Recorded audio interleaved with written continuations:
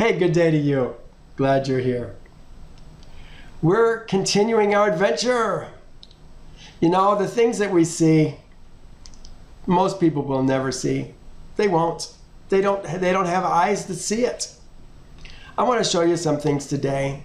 I put a note on my Facebook page today. I'm going to read it. I'm going to read it to you. And our Sabbath class today starts with one of my favorite verses in Deuteronomy. Here it is. One of the most profound things in the Torah. It is said to Yehovah's Ezra, spiritually born men. You know, we're going to talk about that. Who is the you? When you see the you in Torah, is it you? Or do you got to make yourself the you? See, this is what we don't understand. We think, oh, we just do a couple of things and we're God's people. Yehovah's people. It is said to Yehovah's Ezra, spiritually born men. And we will see today that they alone are his special treasure, his segula. It starts like this. Sons you are to Yehovah your Elohim. Oh my goodness, sons of the living Elohim. I put men, you must make yourselves a son of Yehovah, or you and your family will eventually perish from the earth.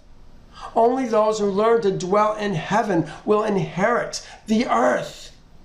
Oh my goodness, so many people call themselves the sons of Elohim and they don't know how to become the sons of Elohim. How can we help them? This is why I teach the things that I do. Today we're going to contrast the sons of Belial, really Belial's seed, with Yehovah's sons. Sons ye are to Yehovah your Elohim. So beautiful. Last week we looked at some of these verses. Let me just read just a few that I've selected. These are the statutes and the judgments with you. This is, remember, the green is y'all shall be careful to observe in the land which Yehovah your father's Elohim is giving you to possess all the days that you live on the earth. He says, you shall utterly destroy all the places where the nations which you shall dispossess serve their Elohim. Destroy all the places where they serve their Elohim. What kind of places are we talking about? They give us some. It says the altars, the pillars. We're going to talk about that today. The phallic symbols. They said, burn the wooden images. No, we're talking about images. It doesn't say wooden, it just says images with fire. You shall cut down the carved images of their Elohim, the busts, the paintings of their Elohim. We want to destroy their name from that place. We don't want to see them anymore. Talk about getting rid of the history of the world. It's irrelevant to Yehovah's kingdom. What does it say? You shall not worship Yehovah your Elohim with such things. How many people think that they're worshiping Yehovah, their Elohim, by worshiping Jesus, Yeshua? Folks, it ought not to be. There's going to be a price to be paid for that. We talked about it last week. He says, but you shall seek the place where Yehovah your Elohim chooses out of all your tribes to put his name for a dwelling place, and there you shall go. There you shall take your olah, your slaughters, your presence of your hand, your vowed, what do we call them? I forget what the name of that is, which you vowed. Your free will offerings. I don't even like to use the offerings. The firstborn of your herds and flocks. There we're going to bring it. He goes on, talking about the slaughters. Remember, the slaughters are things that we're going to eat. The vows, the free will offerings, korban, are things that we eat. Yahovah is going to get a portion of them. But he says down here, if the place where Yahovah, thy Elohim, now we're talking to each man individually, chooses to put his name is too far from thee, then you may slaughter from thy herd and from thy flocks, which Yahovah has given thee, just as I have commanded thee, that you may eat within your gates as much as thy heart desires. Just as the gazelle and the deer are eaten, so thou may eat them, the unclean and the clean alike. Ooh, so interesting. You know, we don't have a place right now where Yahovah has his name placed. Oh, we want to pick Jerusalem. I know. He's not there, folks. I don't think we're going to get to Deuteronomy 16 today, but we're going to talk about that when we get to Deuteronomy 16. Where is Yahovah? He left Jerusalem. He's not in Gilgal. He's not at Obed-Edom's house anymore. He's nowhere to be found on the earth, but he's coming back in a cloud, in fire. It's not Yeshua that's coming back, folks. It's Yahovah. We just don't get it. Well, look at the next chapter. If there arises from among you all, again it's in green, a prophet or a dreamer of dreams, and he gives you a sign or a wonder, and the sign or a wonder comes to pass. Oh, he must be from God, right? He must be from Yahovah.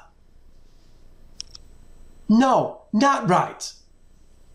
It depends on what he's teaching, of which he spoke to you, saying, let us go after other Elohim, which thou hast not known, and let us serve them. This is what is happening in our churches right now. You know, there's people, prophets, prophet Daniel, prophet this, prophetess. Oh, brother, give me a break. They're all teaching you about Yeshua. They're not teaching you about what Yahovah says. They're challenging you to serve this man. Don't go there. It's just death and destruction. Listen to what he says. You shall not listen to the words of that prophet or the dreamer of dreams. For Yahovah, your Elohim, is testing you to know whether you love Yahovah, your Elohim, with all your heart and with all your soul. Remember, he's giving these instructions to who? His Ezra men. We call them the children of Israel. They're not even the sons of Israel. They are Israel's seed. Israel's seed, that's who we're talking to. The Ezra men.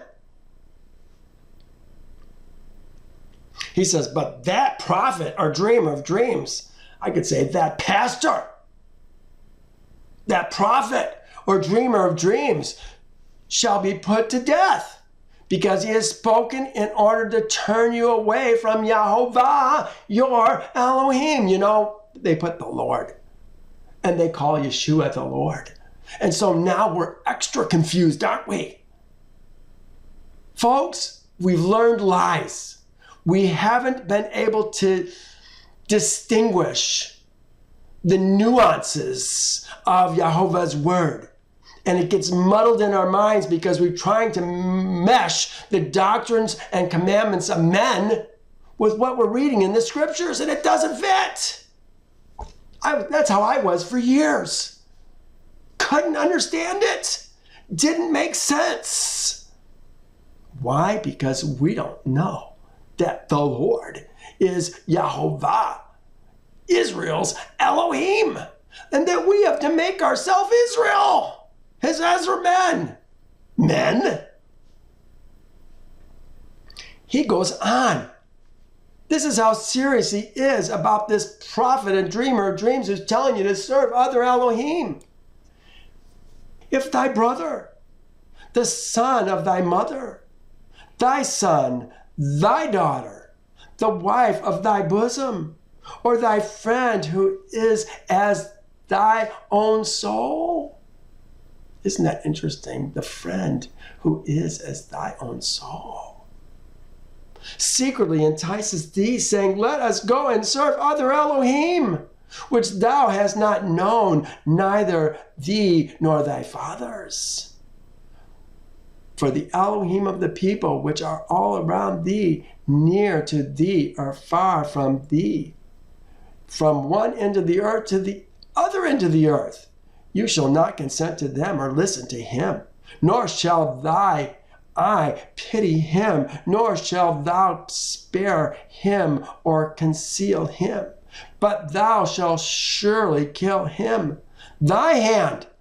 We're talking about the wife of thy bosom, thy sons, thy daughters, thy mother. Folks, who are we talking about? Who's the thy? It's the Ezra men. It's the ones who are already serving Yehovah, their Elohim. Well, the last thing I want to talk to briefly is this one right here, 13:13. It says corrupt men. This is Belial's seed. Belial's seed. Same construction as Israel's seed. Only this is using a substantive noun. I guess you could argue that Israel, in a sense, is a substantive noun. You can't see it, but it doesn't make it any less real. This is wicked men, wicked seed. Wicked seed have gone out from you. Israel's seed. Not supposed to have Belial seed with Israel's seed. That's why we repent. Turn to Yehovah, leave the kingdom of our birth, and at Passover become his Ezra men. Corrupt men have gone out from among you and enticed the inhabitants of their city, saying, let us go and serve other Elohim. Let's serve Yeshua, Jesus. That's what everybody does. You know, most of my audience is a Christian audience. There's other people who have a Jewish audience, but you know, we're talking about serving Yehovah only. No, it says we're going to strike them. We're going to strike all the inhabitants of the city. We're going to wipe them off. We're even going to kill the livestock. And we're going to not take anything from that city that's going to pollute us. Now, contrast these Belial seed with the very next thing we're going to talk about at the beginning of Deuteronomy 14. He says this. I want to read it on the rights. They said, you are the children of Yehovah, your Elohim. No, it's not saying that. It says sons, sons. This is clearly sons, Benim, sons ye are to Yehovah, your Elohim. Who is he talking to? He's talking to the Ezra men, not the Ger who dwell with them, not their women, not their children. Sons. Look at it. We've got a bunch of verses. Well, let me just show you. Sons you are. I'm not the only one that sees this. Here's the Young Literal Translation. Sons ye are to Yehovah your Elohim. Rotham says, sons are ye unto Yehovah your Elohim. Sons. For as a young man marries Baals. This is a Bekor. A Bekor. For as a Bekor marries Baals, lords over, masters, a virgin, this is the Betula, so you shall marry, this is the same word, Baal, your sons. Your sons. Sons you are to Yehovah, your Elohim. I always call Carissa my Segula. She's my segula, my precious treasure. And his sons are his precious treasure. He says, as a bridegroom rejoices over the bride, so shall Elohim rejoice over you. So shall thy Elohim rejoice over you. Oh, let me open this up a little bit. There we go. Isn't that nicer? Talking about, you shall not cut yourselves nor shave the front of your head for the dead. For the dead. This is about mourning. Listen to Leviticus. Here's another one in Exodus, I think. You shall not shave around the sides of your head, nor shall you disfigure the edges of your beard. You shall not make any cuttings in your flesh for the dead, nor tattoo any marks on you. I am Yahovah. This actually says, and you. Here's another one. This is Leviticus again. And Yahovah said to Moses, speak to the priests, Aaron's sons, and say to them, none of you shall defile themselves for the dead among his people, except for the relatives who are nearest to him, his mother, his father, his son, his daughter, his brother, also the virgin's sister who is near to him, who has had no husband. For her he may defile himself. Otherwise you shall not defile himself, being a chief among the people, to profane himself. They shall not make any bald places on their heads. Nor, we're talking about for the dead now. Look what it says, none shall defile himself for the dead among his people. They shall not make any bald places on their heads, nor shall they shave the edges of their beards, nor make any cuttings in their flesh. They shall be holy to Yahovah, their Elohim, and not profane the name of Yahovah, their Elohim. For they offer the offerings of Yahovah made by fire, and the bread of their Elohim. Therefore they shall be holy. Hear that? Even the priests aren't allowed to do this. Really, I should say, especially the priests aren't allowed to do this. He says, for you, and again, we're talking, who's the you that we're talking about? I understand this is a thy. And in verse 1, it says, y'all, sons ye are to Yahovah, your Elohim. You know, just this Yahovah, your Elohim, that's the key words. What do we call that? The context clues that helps us understand that we're talking about Israel's seed, B'nai Israel. For thou art a holy people to Yahovah, thy Elohim. And Yahovah, thy Elohim, has chosen you to be a people for himself, a special treasure, a segula, above all the peoples on the face of the earth.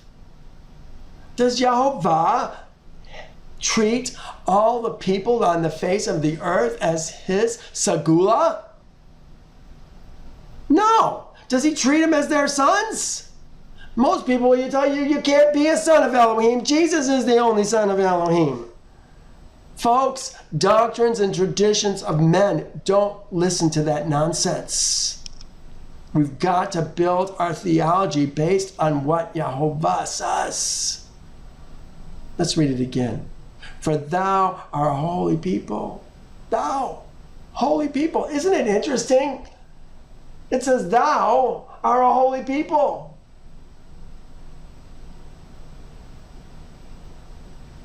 What is the word that they use for people?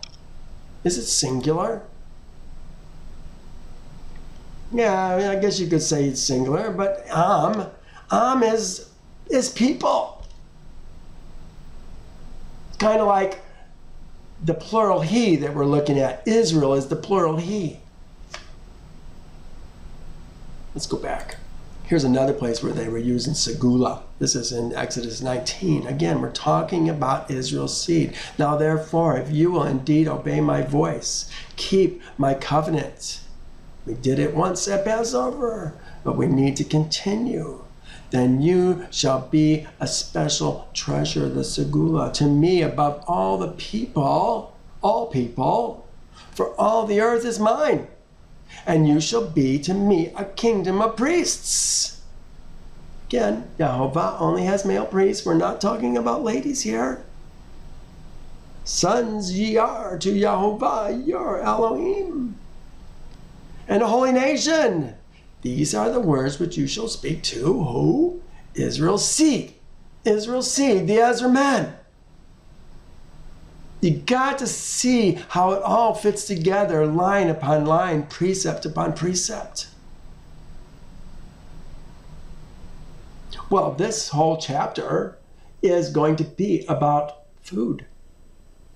Doesn't seem like it so far, does it? He says, thou shalt not eat any detestable thing. These are the animals. These are the behemah. Here's the word that they're using here. Behemah.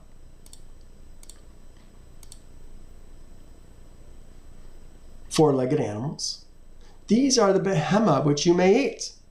The ox, the sheep, the goat, the deer, the gazelle, the roe, wild goat, the mountain goat, the antelope, the mountain sheep. Is this an exclusive list? No! He goes on, and you may eat every animal with cloven hooves, split hooves, having the hoof split in two parts, and that chews the cud among the animals. The two things we need to have is split hooves, and they got to chew their cud. All animals like that we get to eat. Nevertheless, of those that chew the cud or have cloven hooves, you shall not eat such as these. And this is because they have them. So it doesn't mean we're going to eat them. They have to have both. The camel and the hare and the rock hyrax. For they chew their cud, but they do not have cloven hooves. They are unclean to you. Also the swine is unclean to you, because it has cloven hooves, yet does not chew the cud. You shall not eat their flesh, nor touch their dead carcasses. We don't even want to touch their dead carcasses. He goes on. This is really a brief instructions on clean and unclean food. He now says, these you may eat of all that are in the water. You may eat all that have fins and scales. And whatever does not have fins and scales, you shall not eat. It is unclean to you. You know, a lot of fish have very, very small scales. Sardines and especially smaller fish. But there's some large fish that have extremely small scales. But we have to really look at those to find out if they're going to be clean or unclean. He goes on, all birds, all clean birds you may eat. All clean birds you may eat. Okay, what's a clean bird? Unfortunately, it's not quite as cut and dried, I would say is a good word to say it, cut and dried, when it comes to birds. But these you may not eat. The eagle, the vulture, the buzzard, the red kite, the falcon, the kite after their kinds, every raven after its kind, the ostrich, the short-eared owl, the seagull, the hawk after their kind, the little owl, the screech owl, the white owl, the jackdaw, the carrion vulture, the fisher owl, the stork, the heron after its kind, and the hoopie and the bat. Now he includes this. Also, every creeping thing that flies is unclean for you. They shall not be eaten. So we've got a list of unclean birds. As I look at this list, it's primarily about birds that eat dead things.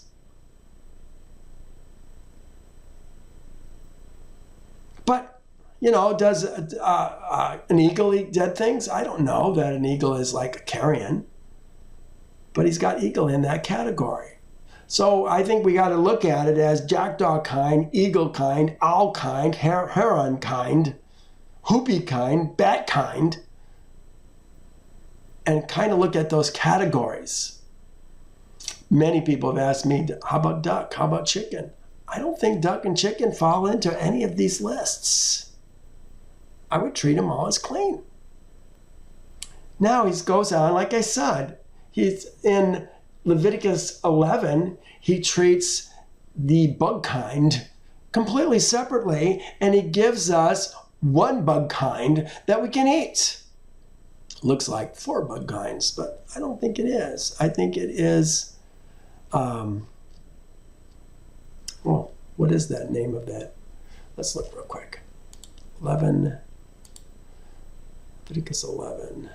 Locust.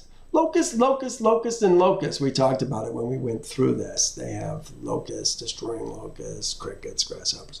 No, it looks like it's locust, locust, locust, and locust. Maybe 4 different kinds of locusts.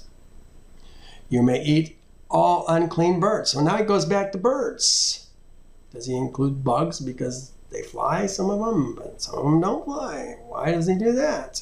I don't know. You all shall not eat anything that dies of itself. Now this is interesting. You may give it to, look what it says, the alien who is within thy gates. Okay, do we have aliens within our gates? Foreigners within thy gates? No, I don't think we do. We have ger that live within our gates.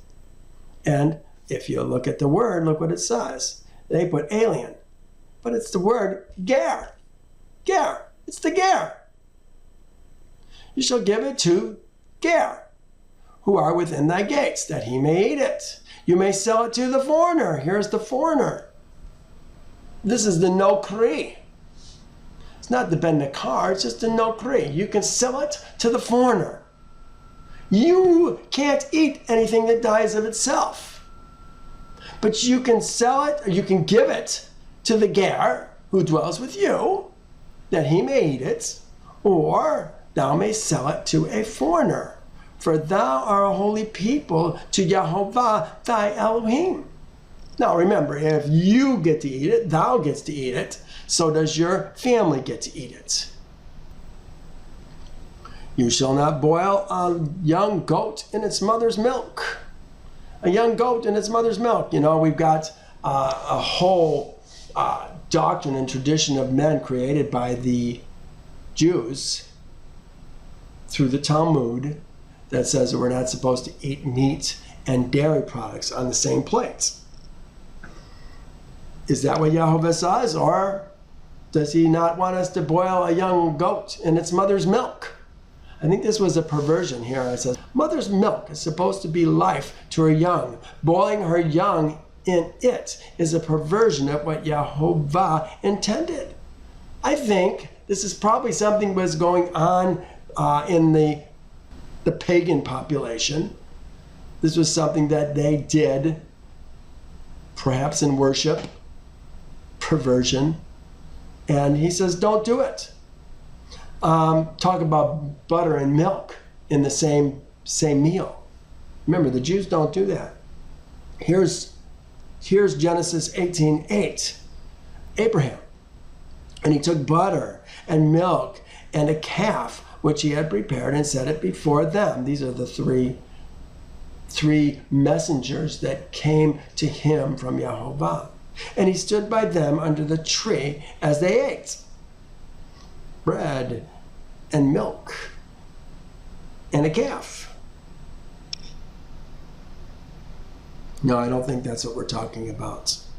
I think Yahweh doesn't want us to boil a calf in its mother's milk. I guess we're on 22. Thou shalt surely tithe of all the increase of thy seed that the field produces year by year. We're going to tithe from the increase of our seed. And that's good. We are going to do that. But look what it says here. Let me see what my note says here. It's thy seed.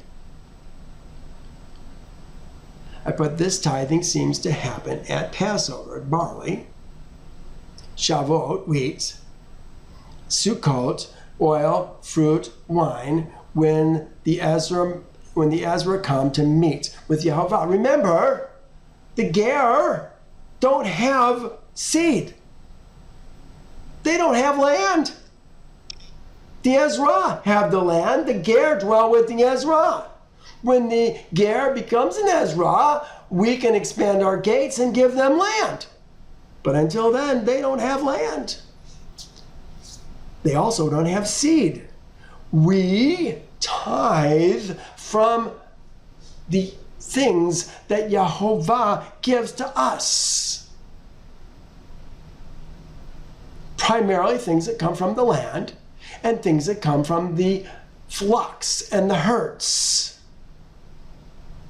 Let's keep that in mind as we go through this. But now look what this says, and we're going to see perversions like this all throughout Deuteronomy, but we saw it in 13. We're going to see it in 14. We're going to see it in 15. We're going to see it in 16. It goes on and on. Look what it says here. And thou shalt eat. So it says, thou shalt truly tithe all the increase of thy seed that the field produces every year. Thou, remember, we're talking about the Ezra men, tithing on what comes from the ground. They said seed right here. And thou shalt eat it before Yehovah thy Elohim. We're going to take our tithe and we're going to eat it before Yehovah thy Elohim in the place where he chooses to make his name abide. The tithe of your grain, the new wine, thy oil, the firstborn of thy herds and thy flocks, that thou may learn to fear Yehovah thy Elohim always. Folks, you know, we read this so casually and we don't even think about what it's saying and how perverted it is. We do not eat the firstborn of our herds. That's going to go to the priests. The firstborn of our flocks, it's going to go to the priests. The tithe is going to go to the Levites. Where is this whole idea even coming from? It makes no sense. Let me prove it to you. I put what? We don't eat our tithe. What's going on here? The Levites receive the tithe of the land and the herd and the flocks. Then they give a tenth of that tithe to the priests. This is how we feed the Levites. This is partly how we feed the priests. It says, but this portion does not agree with that understanding. Consider these. It's the same word. Atzar. One's being used as a verb and one's being used as a noun. I'm not sure where it's being used like that. I guess maybe we'll find it. The tithes of the land. And all the tithes of the land, whether of seed of the land or the fruit of the tree, is Yehovah's. It is holy to Yehovah. We're not going to eat it. And concerning the tithe of the herd or the flocks, or whatever passes under the rod, the 10th one shall be holy to Yehovah. What is it that we're going to do with it? We're going to give it to the Levites. The Levites are then going to take a tenth of that tenth, and they're going to give it to the priests. This is how it flows. We don't eat it. For the tithe of Israel's seed, which they offer up as a present to Yehovah, I have given to the Levites as an inheritance. Remember, the Levites are living in cities. They have land that goes around the cities, common lands that they get to have their herds and flocks in. Therefore I have said to them, among Israel's seed, they shall have no inheritance. Remember, they don't have inheritance. This is their inheritance. They get the tithe.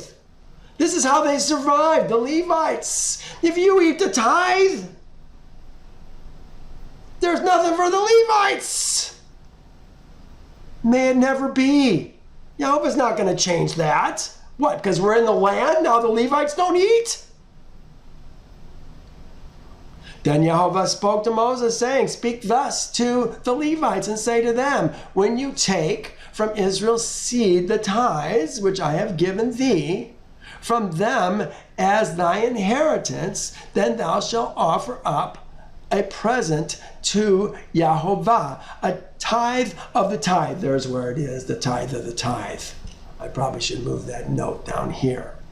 And your present shall be reckoned to thee as though it were the grain of the threshing floor, and as the fullness of the winepress. The thing that they're going to receive from Israel's seed as is the same as if we had grown it ourselves. Israel's seed has a threshing floor. The Levites have no need for a threshing floor. It's already been threshed. But it's like it came from their threshing floor. They're going to give it to the priest. Thus you shall offer a present, bring a present to Jehovah from your tithes which you receive from Israel's seed. And you shall give Jehovah's present. You shall give Jehovah's present from it to Aaron the priest. The firstborn of the herd and the flocks seem to go to the priests. Yes, they do. Not seem to, they do go to the priests. Everything that opens the womb, this is the firstborn. We're talking about males, the car. The firstborn of the flesh, which they bring to Jehovah, whether man or beast, shall be yours, the priests. Nevertheless, the firstborn of man you shall surely redeem, and the firstborn of an unclean animal you shall redeem. Don't give the unclean animals the firstborn, we redeem them. We're going to give the money instead. And those redeemed of the devoted things you shall redeem when they're 1 month old, according to your valuation. This is Leviticus 18. According to the shekel of the sanctuary, which is 20 gerahs. But the firstborn of a cow, the firstborn of a sheep, or the firstborn of a goat, you shall not redeem, for they are holy. You shall sprinkle their blood on the altar and burn the fat as an offering made by fire, a sweet aroma to Jehovah, and their flesh shall be yours. He's talking to the priests. Just as the wave breasts and the right thigh are yours. Yes, that's exactly right. It's going to be given to the priest. We don't eat it, folks. This verse in 14:23 is perverted. It's not true. And like so many other things that we see in Deuteronomy, it makes me question the authenticity of Deuteronomy. There are some good things in it that does agree. But there are some things in Deuteronomy that I'm very disappointed in. Very disappointed. I can't reconcile it. They are complete opposite of what...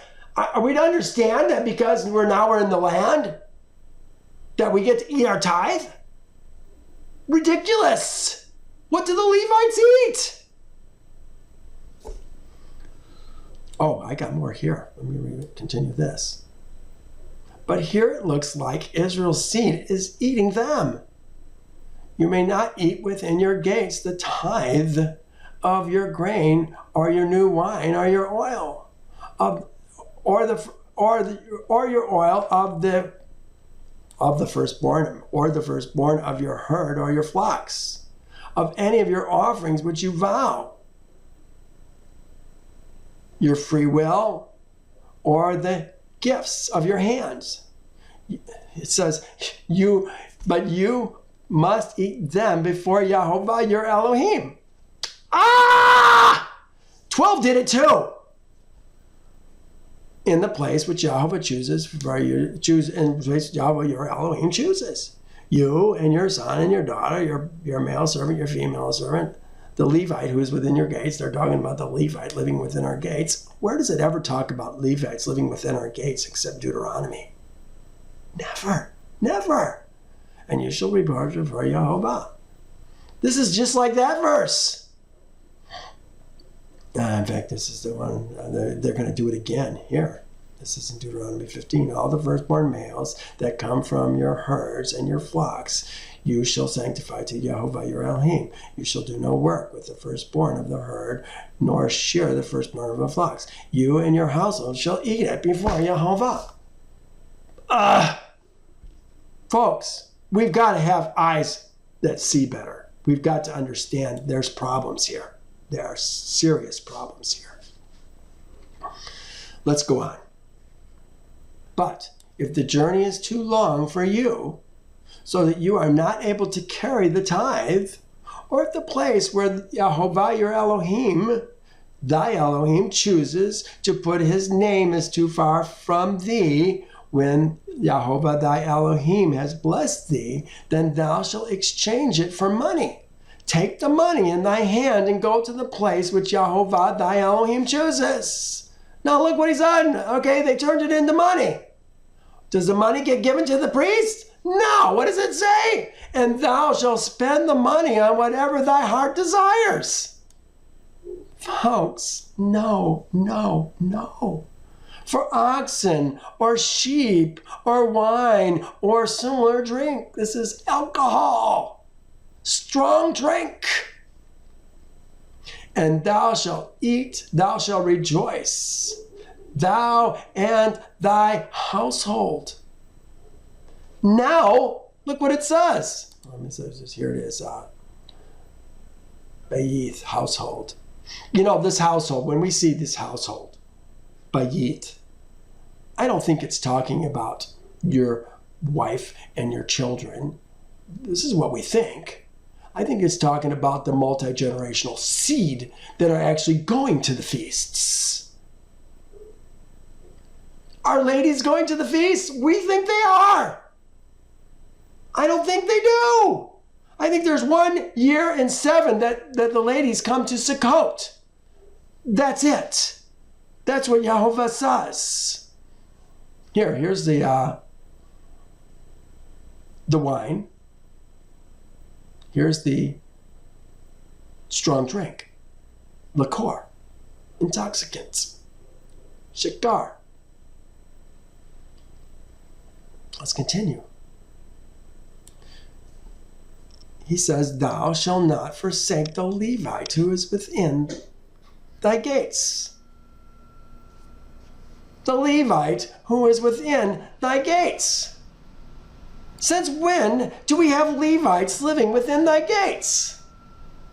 Has Jehovah ever made a provision for Levites living within thy gates? For he has no part nor inheritance with thee. Yeah, that's why he gets the tithe.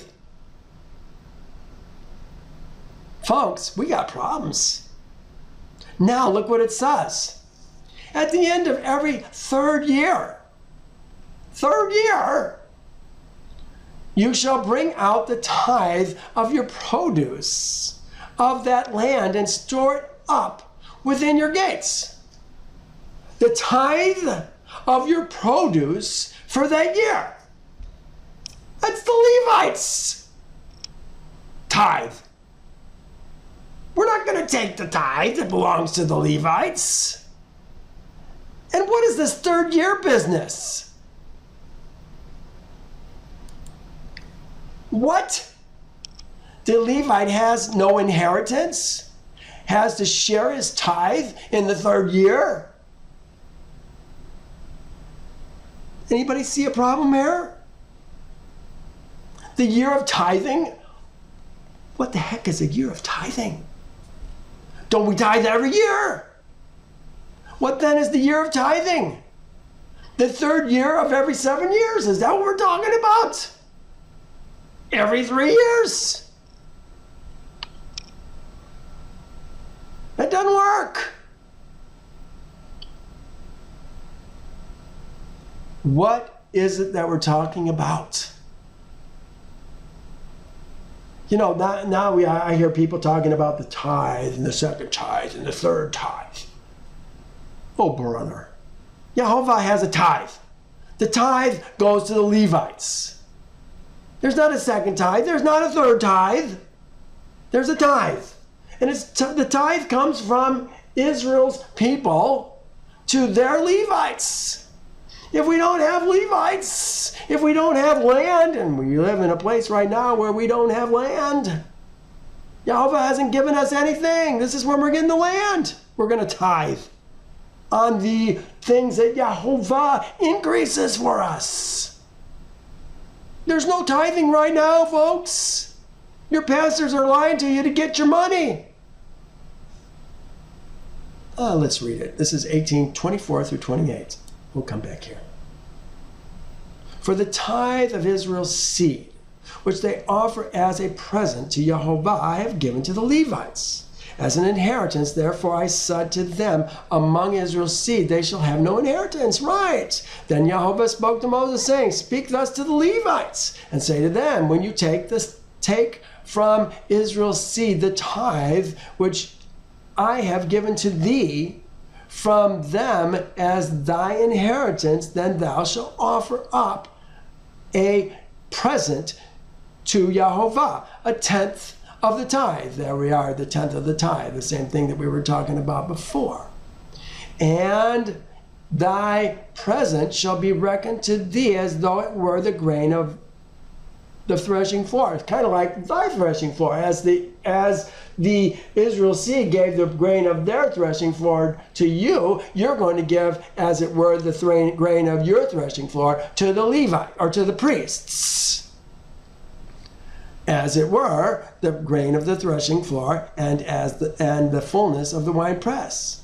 And thou shalt also offer a present to Jehovah from thy tithes, which thou receives from Israel's seed, and you shall give Jehovah's present from it to Aaron the priests. So we're going to give the tithe of, as it was our threshing floor, to Aaron the priest, really to the priesthood. It's going to all be theirs. Okay, let's go back. Are these scriptures in Deuteronomy more perversions? So you shall rejoice in every good thing. What is this? Before I read it, I want to know where it is. Deuteronomy 26. So you shall rejoice in every good thing which Jehovah your Elohim has given to you, and to thee, and to thy house, thou and the Levite and the stranger who is among you. The Levite and the stranger who is everywhere else. It talks about the stranger, the ger, who dwells with you. In Deuteronomy, it's talking about the Levite and the stranger who dwells with you. What's up with that? So that they may eat within thy gates and be filled. Then thou shalt say before Jehovah, thy Elohim, I have removed the holy tithe from my house, and have also given it to the Levite, the stranger. No! The holy tithe goes to the Levites. That's it. The stranger, the fatherless, the widow, according to all your commandments which you have commanded me. No, that's not what he's commanded us. I have not transgressed your commandments, nor have I forgotten them. The Levite is expected to live within our gates and be dependent on Israel's seed. Folks, this is a perversion. According to all your commandments which you have commanded me. Where is that? I see everything else that's different. Where does Jehovah ever command that the tithe be given to the widow and the fatherless and the ger? Nowhere else. Nowhere else. At the end of every third year, you shall bring out the tithe of your produce, and the store of the gates, and produce of that year, and store it up within thy gates. And the Levite, because he has no portion nor inheritance with thee, and the stranger, and the fatherless, and the widow, who are within thy gates, may come and eat and be satisfied. So the widow and the ger don't get to eat if the third year tithe is empty. Is that what we're supposed to understand? No, we take care of the ger, we take care of the widow, we take care of the fatherless with the other 90%. Not with the tithe. The tithe goes to the Levites. That's what keeps equity in the land. All right, let's go to the next chapter. He says, at the end of every 7 years, you shall grant a release of debts. Grant a release. Grant a release. A debts is added. This is the Sabbath year of release. We're going to talk about the year of release. What's going to happen here? Let's look at it in the next verse. And this is the form of the release. Every creditor who has lent anything to his neighbor shall release it. Can you imagine all the money that you borrowed throughout the last 6 years is going to be forgiven you, and you get to start off fresh once again? What great nation is there that has such statutes and such ordinances that are among this wise people, this great nation? This is what makes our nation great. We have a way of forgiving debt. So many people are being crushed today by their debt.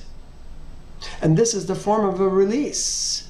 Every creditor who has lent anything to his neighbor shall release it. He shall not require it of his neighbor or his brother, because it is called Yehovah's release. But who actually borrows money in Israel? I guess you can borrow money, you just don't get charged interest on it. So you borrow money, I guess. That's why it's being released. Every creditor who has lent anything to his neighbor shall release it. He shall not require it of his neighbor or his brother, because it is called Yehovah's release. Not required of his neighbor or his brother. His neighbor or his brother. The brother, who are we talking about? We're not talking about thy blood brother. We're talking about thy spiritual brother. As are men who are borrowing money from us. The neighbor would be the ger, I guess. We saw the ger, remember, love thy neighbor as thyself, for thy were a ger in Egypt. The neighbor is the ger who dwells with us. Of a foreigner you may require it. But thou shalt give up thy claim to what is owed by thy brother.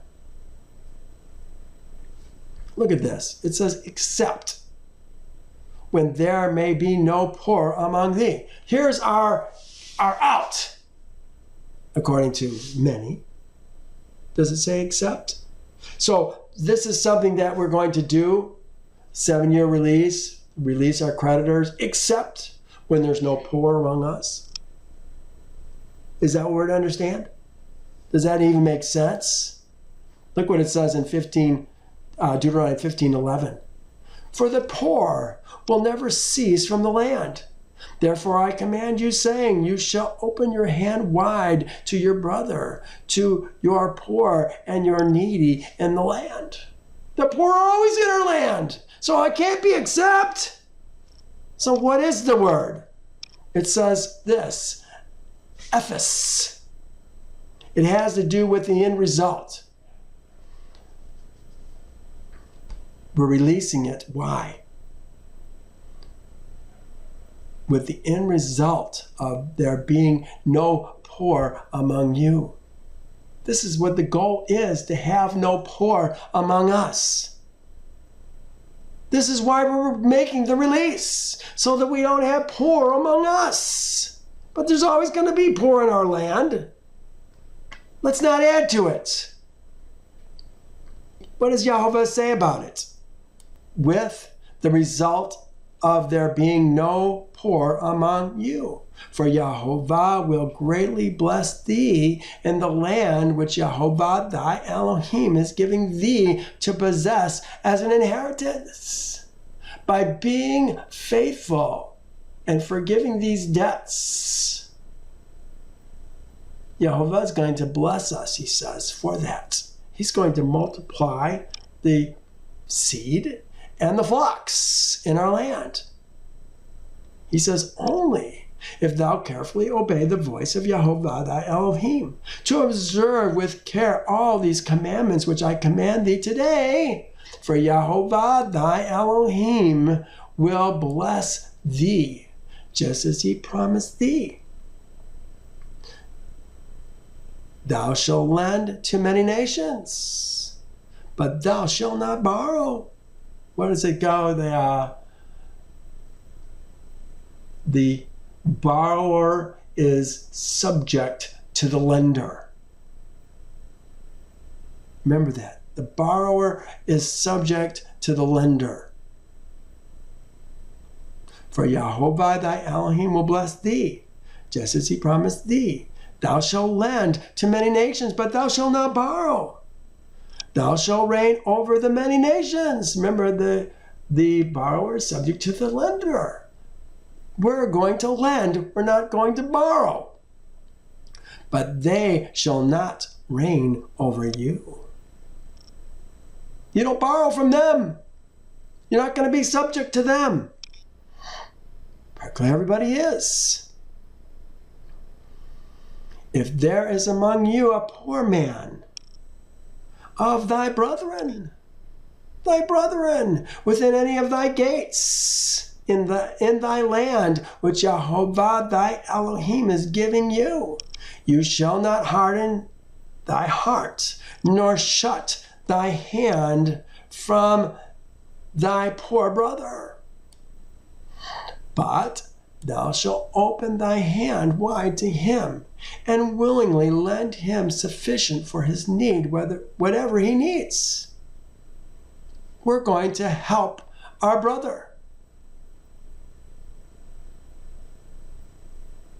Beware lest there be a wicked thought in thy heart, saying, the 7th year, the year of release, is at hand, and your eye be evil against your brother, and you give him nothing. Yeah, we're going to give it to him, and we're saying, we're not going to get it back. We're going to have to give it. We're going to have to release the debt. Don't do it, he says. And he cry out to Yahovah against thee, and it becomes sin among thee.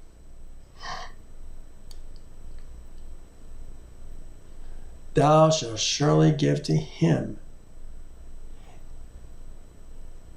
and thy heart should not be grieved when thou give to him. Because for this thing Yahovah thy Elohim will bless thee, in all thy works, and in all to which thou put thy hand. For the poor will never cease from the land. Therefore I command thee, saying, thou shalt open thy hand wide to thy brother. We're talking about thy brother. These are other Ezra men. We're not talking about the Ger right now. We're talking about other Ezra men.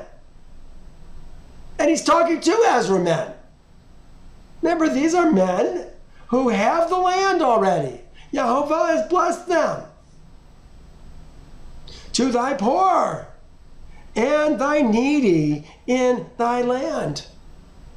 To your brother, to your poor, thy poor, and to thy needy in the land. So I guess it's more than just the brother. We're going to lend to those that are in need. If thy brother a Hebrew man, look what it says, or a Hebrew woman is sold to thee. If thy brother, a Hebrew man or a Hebrew woman, is sold to thee, and serves thee 6 years, then in the 7th year you shall let him go free from you. So we're to understand that if a Hebrew man or a Hebrew woman is sold to us, that we're supposed to let them both go in the year of release. Is that what we learned in the past? I would say we've learned something quite differently in the past. Let's take a look at it. Here's Exodus 21. 21, 2 through 6. We'll get that one covered here. And Leviticus 25, 39 through 41. Leviticus 29. I guess we don't have that one covered here. We'll check that one out in a moment. This is Exodus 21. For these are the judgments which you shall set before them. If you buy a Hebrew servant, here we're talking about a Hebrew man. If you buy a Hebrew man, if you buy a Hebrew servant, he shall serve thee 6 years, the 7th year he shall go out free and pay nothing. Okay, that's correct. A Hebrew servant is sold to you and serves you 6 years, then in the 7th year he shall go out free from thee. That's correct. But they have the Hebrew woman. Let's find out about the Hebrew woman. If he comes in by himself, he shall go out by himself. If he comes in married, ba'aled, then his woman shall go out with him.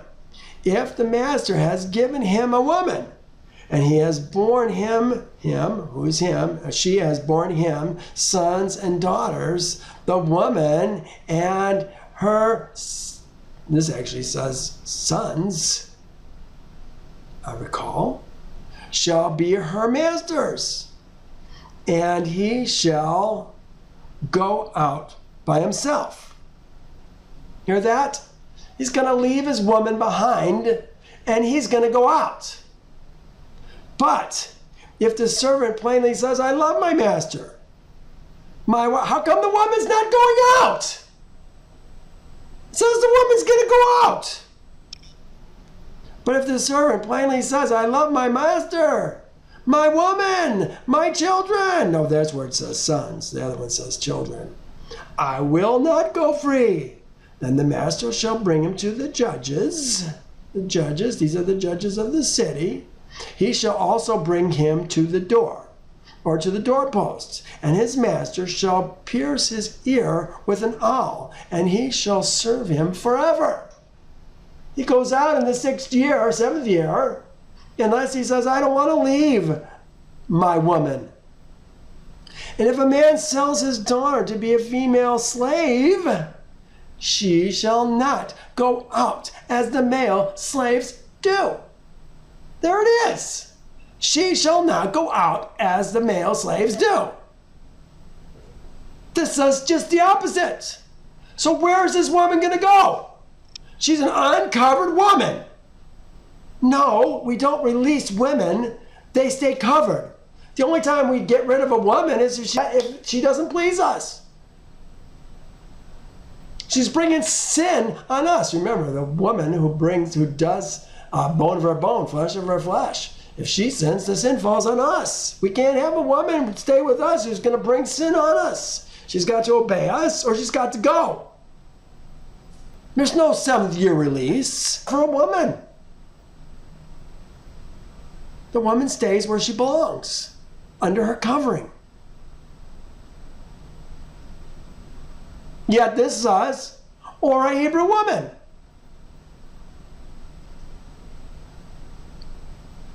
You know, these are things you would never see if you didn't know the scriptures. And the more I know the scriptures, the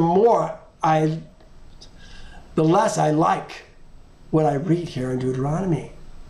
There's still good things in Deuteronomy, but there are some things that are very troubling. Then in the 7th year you shall let him go free. And when you send him away free from thee, thou shalt not let him go away empty-handed. Thou shalt supply him liberally from your flocks. Oh, you know what? We wanted to read this thing up here. Let's read this one. This was 25, 39 through 41. 25, 39 through 41. And if one of your brethren who dwells by thee becomes poor and sells himself to thee, thou shalt not compel him to serve as a slave, as a hired servant and a sojourner, he shall be with thee. And shall serve you until the year of Jubilee. This is what we're talking about. Okay, so it says 6 years. He shall serve you 6 years, and then he shall be free. Okay, so even Deuteronomy has some confusion because he says he shall serve you 6 years and then go free. What if he came in the 4th year and he only served you 2 years? According to Deuteronomy, it sounds like he's got to stay for 6 years, and then it gets released regardless of the year of Jubilee in the 7th year. Does that make sense? And the hired servant and the sojourner, as a hired servant and a sojourner, he shall be with thee, and shall serve thee until the year of Jubilee. Then he shall depart from thee, he and his sons with him, and shall return to his family. He shall return to the possession of his fathers. Remember, we're talking about men. I guess that's as far as we needed to go. He shall return to the possession of his fathers. Why? Because he's got land. He's a Hebrew. He's got land. He got into a problem, but now he's fixed. And he's going to let him go with what did he say? He was going to give him flocks. I guess we're going to talk about that now. And when thou send him away free from thee, thou shalt not let him go empty-handed. Thou shalt supply him liberally from thy flock, from thy threshing floor, from thy winepress, from what Jehovah has blessed thee with. Thou shalt give to him. Thou shalt remember that thou were they say slave, thou were a servant. Does he call him a slave up here? Hebrew. No, they don't even talk about the slave. He was a servant. It's an eved. Thou shalt remember that thou were a slave in the land of Egypt, and that Jehovah thy Elohim redeemed thee. Yeah, eved, that's what we're talking about, like Hebrew servants. This is a man.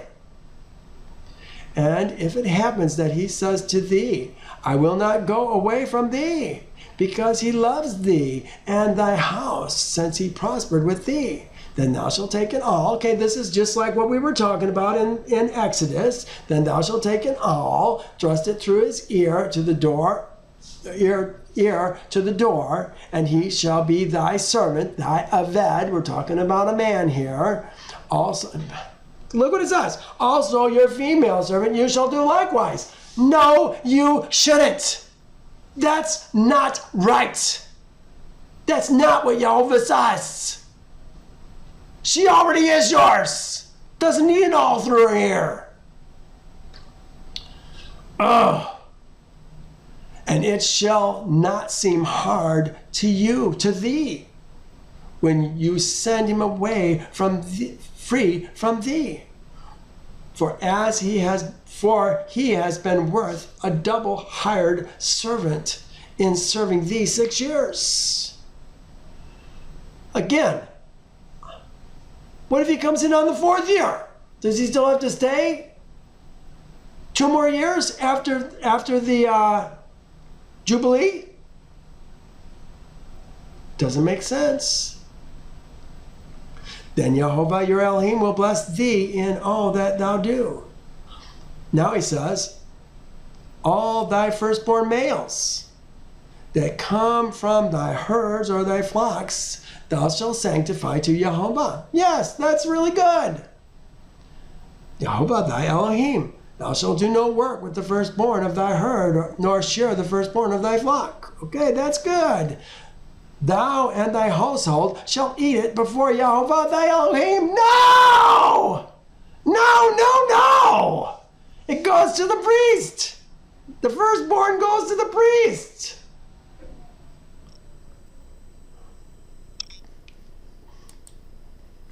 Again, what's going on here? The whole household only appears before Yehovah once every 7 years. You and your household. It belongs to the priests, and it is them and their families that are to eat these firstborn animals. Yes, they're the ones who are going to get the animals. They can keep them. They don't even have to slaughter them. They can just keep them. They can use them for their flocks. I said the blood has to be poured out on the altar, spelled altar wrong, on the altar, and the fat burned on it. Only the priest can do it. None of the women will be allowed in the temple. I might be wrong. Maybe they have to eat it.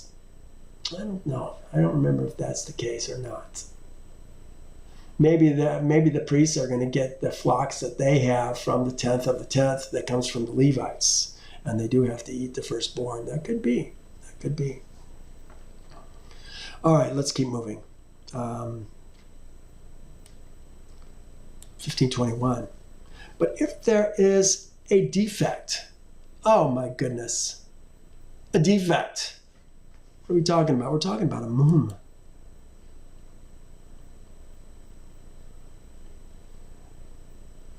First, we're talking about, what's the subject here? The subject is the firstborn of the herd, firstborn of the flocks.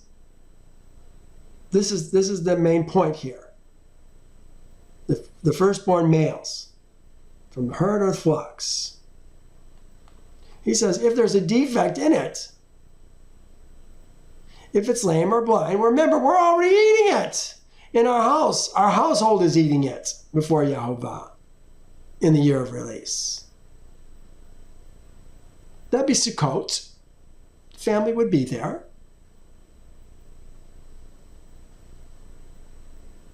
But if there's a defect in it, if it is lame or blind or has a serious defect, have I translated this one? I haven't. Has a serious defect. You shall not slaughter it to Yehovah your Elohim. You may eat it within your gates. The unclean and the clean alike may eat it, as if it were a gazelle or a deer.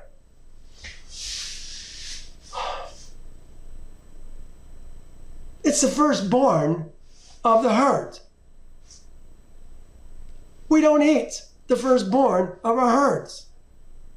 Yehovah has never put a stipulation on the firstborn of the herd if it has a moon. We're not going to give it to the priests. We're certainly not going to eat it. At the very most, and I don't believe this to be the case, we could treat it like a donkey or some other unclean animal and redeem it. We're not going to eat it. Let's see what Yehovah says about the firstborn. Here it is. This is in Exodus 13:12. That you shall set apart to Yehovah all that opens the womb. That is, every bekor that comes from an animal which you have. The males shall be Yehovah's. Every firstborn of the donkey you shall redeem with a lamb. So there's the unclean animal. We're going to redeem it with a lamb. And if you will not redeem it, then you shall break its neck. That's what we're going to do with an unclean animal if we're not going to redeem it, if we're not going to pay for it. We're going to break its neck. Does it make sense that if it's got a mum in it? Remember, a mum is a defect of some sort. If it's got a mum in it, that we're going to keep it and eat it ourselves? No, it doesn't make sense. It doesn't make sense. And if you will not redeem it, then you shall break its neck. And all the firstborn of man among your sons, the Bakor of man, remember we're talking about males, we're always talking about males, we're talking about firstborn. So according to this, we can now eat something which belongs to the priests, and we don't have to redeem it? No, that makes no sense at all. You may eat it within your gates, the unclean and the clean alike, as a gira is a gazelle. No, we're talking about the firstborn. If we're talking about the firstborn, this is not going to be the case. Only you shall not eat it with the blood. Okay, well, that makes sense. But we're not going to eat it at all. You shall not eat it with the blood. You shall pour the blood out on the ground, like water. I know I sound like a bit of a broken record, folks. I'm sorry, but we have learned lies. It is 1:26. I don't want to get into chapter 16 today. We're going to talk about Passover. Passover is something that is near and dear to my heart. Again, there is perversion in this as well.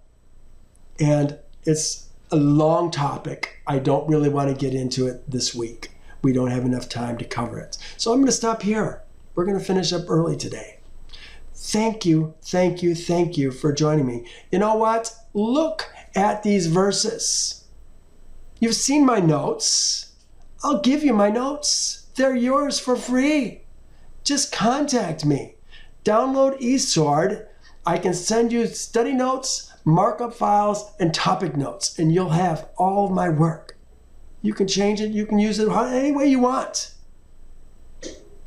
But I've worked hard to gather these things together so that you can see this.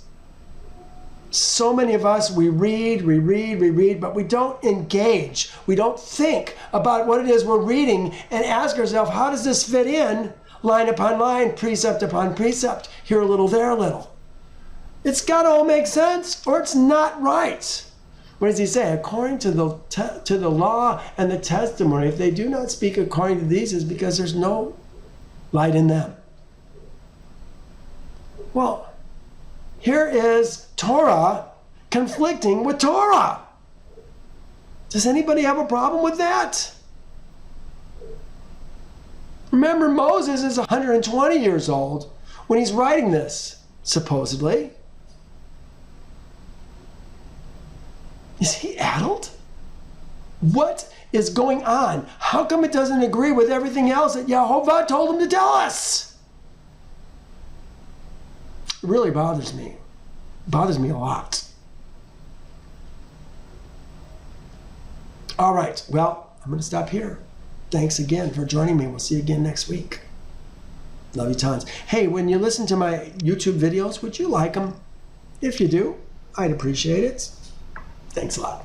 Catch you guys later. Bye now.